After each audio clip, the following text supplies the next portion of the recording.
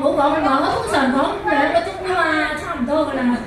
即係其實就剩翻半個鐘大家食飯嘅，即係大家唔好有太大期望，今日得半個鐘食飯嘅 OK，3點鐘交場。你哋放心，我當年咧做老師嘅時候就會講得多，而家唔習慣講咁多啦。仲要又揸住個簿啊，真係未試過啊，真係。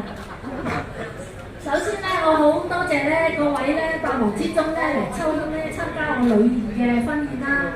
咁其實咧嗰個婚禮咧應該係舊年5月9號咧舉行嘅。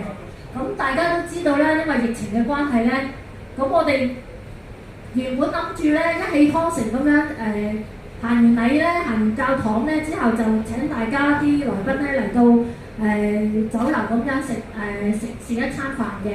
咁但係可惜咧，真係疫情啦，咁我哋於是乎咧唔可以一氣呵成啦，就於是乎就斬件咁樣去做呢個婚宴啦。開始咧就係一個漫長嘅旅程咁樣。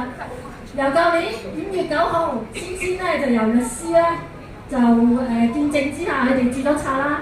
跟住舊年嘅8月29號咧，佢哋就響聖德肋撒教堂嗰度咧，就響天主嘅印證之下咧，就完成咗嗰個禮儀啦。咁到今日6月26號，足足等咗好多個月啦，我哋。